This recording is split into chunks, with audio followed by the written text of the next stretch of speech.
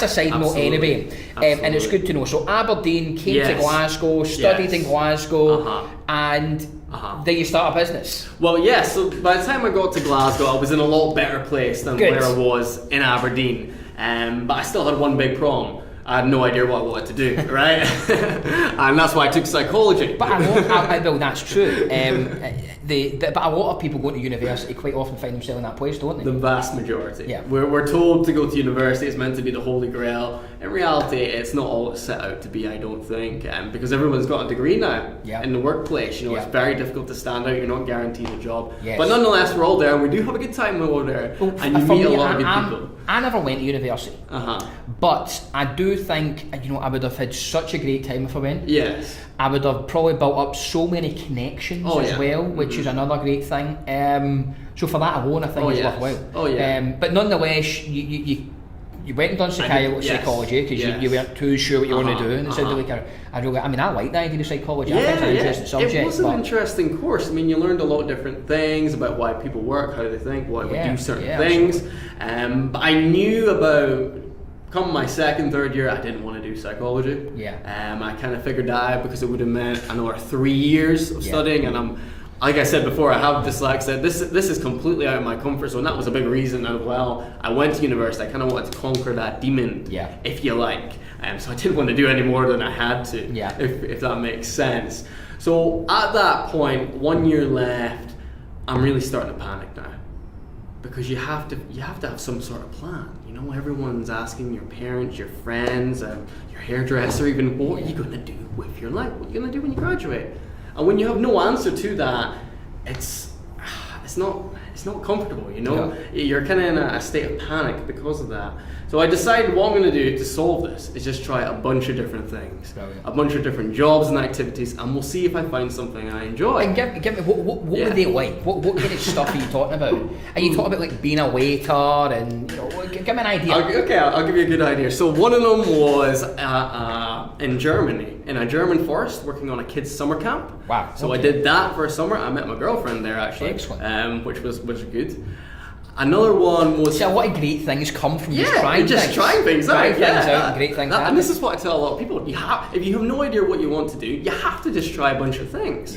Another one was being a fundraiser on the street for a well-known animal charity. You know, sort of selling cuddly pandas and things like this. A great education, that. Being told to piss off every day. And told no, like 100 odd times a day. Is good. Get for the confidence. Builds a lot of mental toughness. It absolutely does. But probably the weirdest one was being a lifeguard at a nudist swimming pool full of old people. So I've seen some big stuff. That wasn't in Scotland, was it? It is here in Glasgow. Oh, really? Wow. I don't know if I should drop the name or not. I don't know. I don't know if I want to know.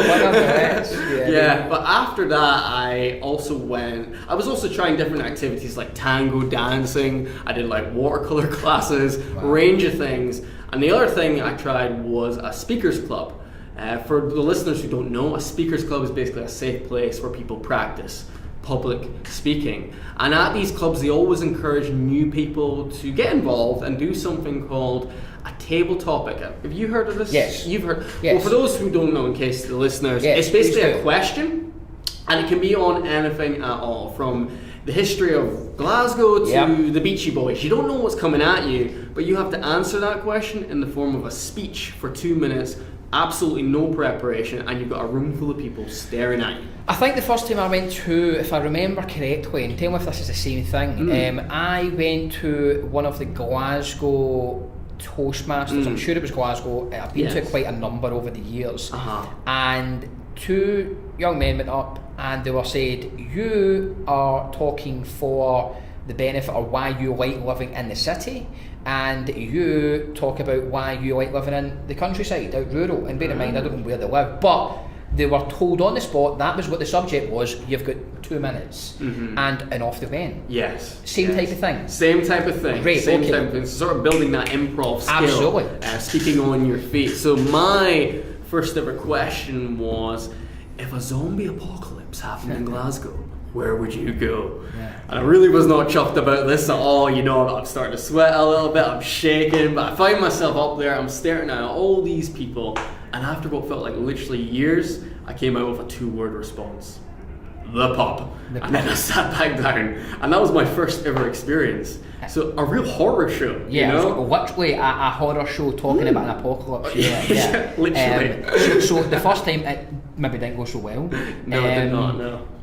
But that, what did you, because I certainly feel that when you put yourself in these situations where you have no clue what to do, see the next time you got there, it's actually see something just failing that way. It's so good because it just, you know, gets rid of that that fear of get like out your failing, system. get it out of your system. And you can only improve from there. And I think also what helped me in this situation, a lot of people would run at that point. They would never go back again. But because of all the self-development I had done beforehand, like I spoke about building my confidence back in Aberdeen, I knew I had to attack this because it was a problem.